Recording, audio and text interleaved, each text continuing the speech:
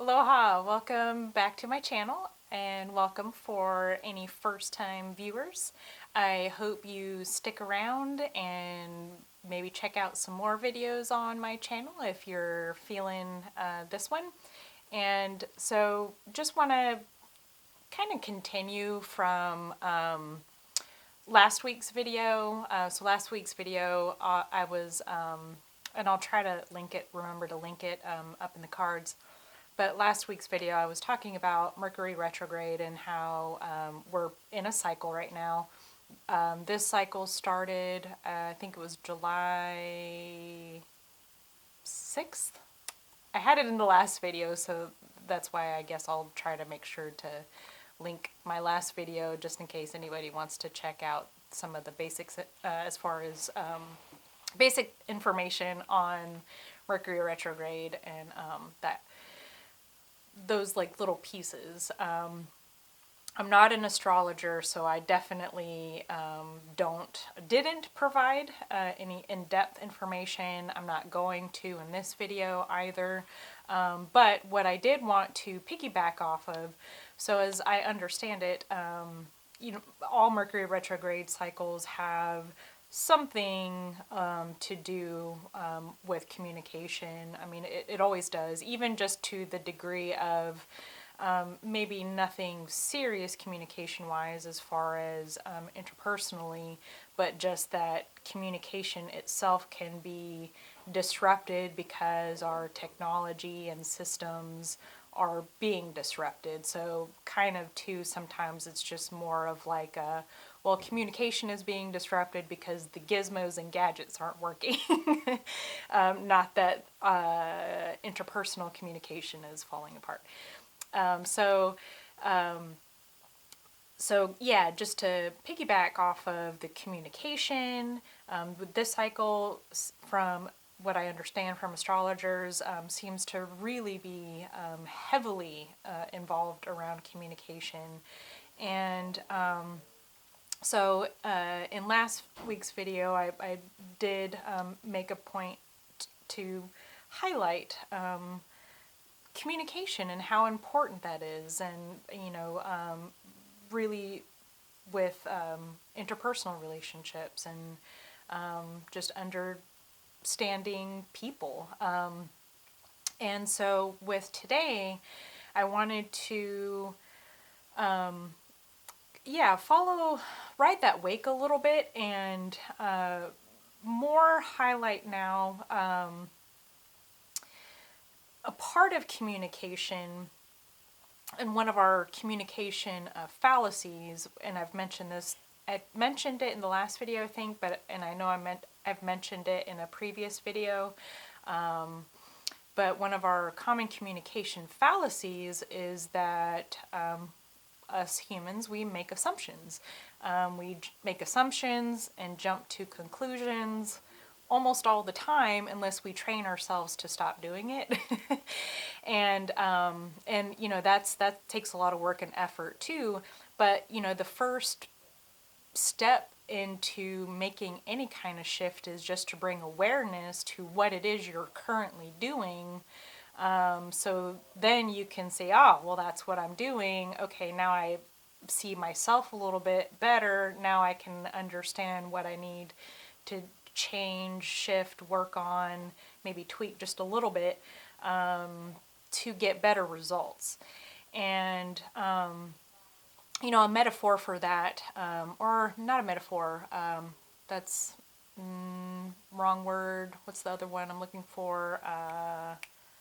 Simile?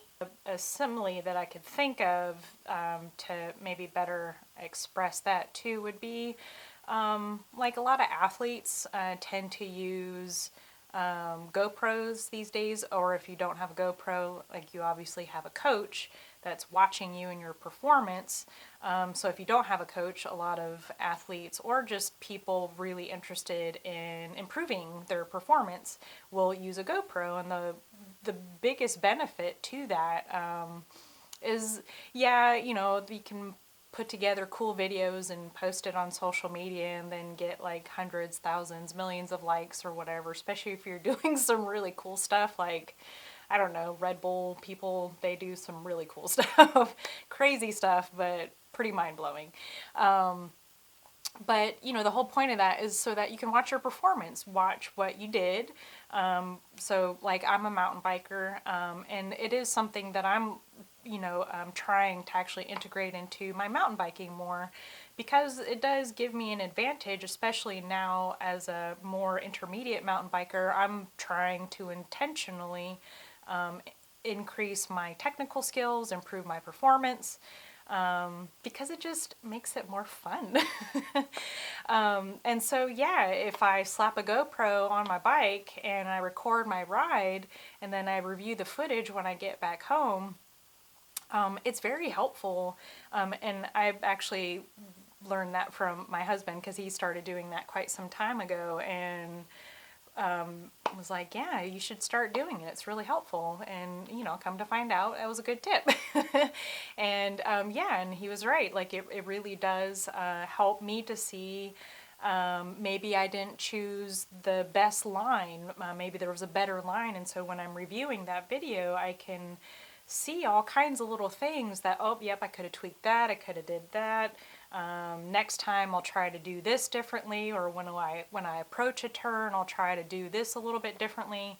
So all kinds of benefit that can come from, like, so either having a video or a camera to record your performance, or having a coach giving you that outsider input, like, hey, you need to do this, tweak this, all that. And it's all to progress, become a better, in that context, a better athlete, a better athletic performer. Okay, so bringing it back to, what am I bringing it back to? Oh, yes, okay, so that was why I got into that. So to bring that simile back to, or the comparison of the whole mountain biking thing and using a camera or getting a coach. So the reason I brought that up, and to bring that back to, that one of the first steps, right, into making any changes is to realize, to bring awareness to what you're doing, so that way you know what you need to change or how you need to change it. Or maybe you don't know fully how yet, but you still at least get an idea of what. All right. So to trace that back to why I even got into that. So yes, as humans, we have a bad habit of making assumptions and jumping to conclusions in our interpersonal communication. And one of the other things that we do, and we do very frequently, is we also make the communication fallacy of applying meaning where we, again, are more than likely making an assumption to what something means. And so I was, I usually try to actually provide personal examples frequently when I'm doing stuff like this. I mean, even with clients in office. And it's, yes, to make myself relatable, but it's just to display a packet of information. And so the packet of information in this case is going to be an example of something that, a fallacy that I know that I have done and made myself. And that's to perhaps and hopefully help anybody else watching, because we're all humans, we all have a brain, we all have similar glitches with the mind and the structure of the mind and the way the mind works. And so what I'm also hoping to do, that if I can display how I've thought about things from time to time, but then also the work that I did, so kind of like showing my math, the work that I did to work through that, that hopefully that helps you guys to be able to sink your teeth in more to it, to be able to then take the information and hopefully apply it to your life and life experiences. So a thing that I know, and so it's like, I'm always trying to think of things, and it's like, what do I choose from? Because I've done it numerous times where, say, I've been in an argument or fight with my husband, and then next thing you know, I'm noticing my mind is applying meaning to something that is an outright assumption, and I have honestly no way of knowing if the meaning I was applying is remotely close to the truth. And so just to give an example, and it's an example that I feel like might be a common one, at least for couples, is say my husband didn't agree with me on something, right? Like we just had, a recent argument, and we definitely were in a space of, we ended it with kind of a, I don't even think we came to an agree to disagree. We just disagreed. but but it's kind of like we weren't budging. And so where my mind used to go with that, when we would kind of get into that inevitable space sometimes with arguments, is so in my mind, and then once the mind thinks it, I immediately get a surge of negative emotions, but the mind goes, okay, so he's not wanting to listen to your story, your truth, so that means he doesn't love you, he doesn't care about you, he doesn't fill in the blank. How many of you have done that? And it's, a devastating place you can find yourself in if you don't even know first that you can question all that just because your mind is thinking it, and that as soon as the mind goes to thinking it, and then you notice you're getting a surge of emotions, so the emotions let you know, like, oh, well, this is real because you're feeling it, right? You're experiencing these feelings, so there has to be truth to this. No, it's just our imagination is really that powerful and potent. And so, just wanting to highlight another massive communication fallacy that we make, and we make all the time, is applying meaning to things that there's that the meaning that we're thinking is applied is so off and incorrect from where the other person is actually coming from.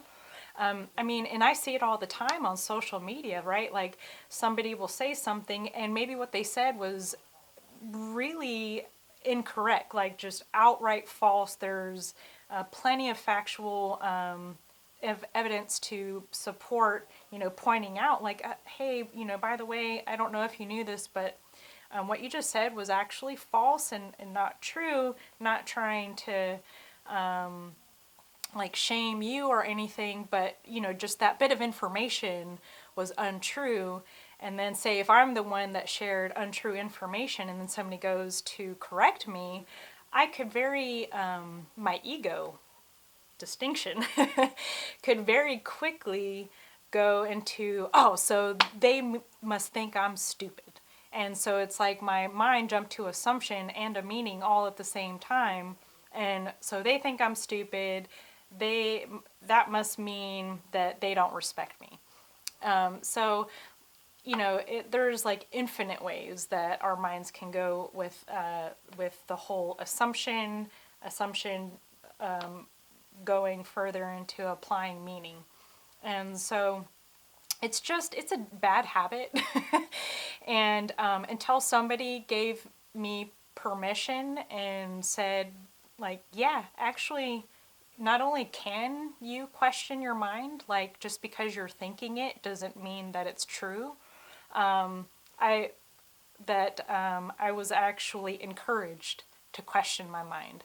And so I would like to pay that forward, because it really has been one of the greatest gifts of true freedom that I've ever been able to experience this far in my life. And that's freedom from your own thoughts and your own thinking.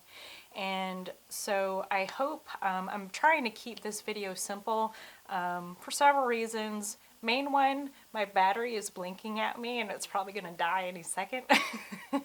But I really hope, as quickly as I'm trying to cram all this information in this one video, that it's enough to open a door, open a window, to do something for somebody out there to motivate you to start questioning your thoughts and your thinking. And also when it comes to interpersonal communication, to really check your mind and heart from jumping to assumed meanings. And I say the heart because when we get to the meaning part, it does involve emotion.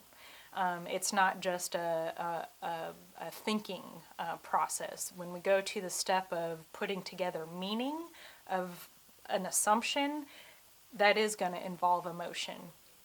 And so I just invite all of you to bring awareness first, as much as you can, to when you're doing it. Just to start bringing awareness to when you do it and notice. And, oh, okay, so yeah, actually right there, I was having a little thing with, my partner, my child, my family member, my friend, whatever, my coworker. And, oh, dang, yeah, I see. I applied meaning to something that I honestly can't say if that is, in fact, what the other person meant. And so it creates a much softer space. At least I find for me, when I'm interacting with people, when I just drop it and I let it go, and I just take the best that I can. I'm not always perfect. No chance I'm anywhere close to perfect.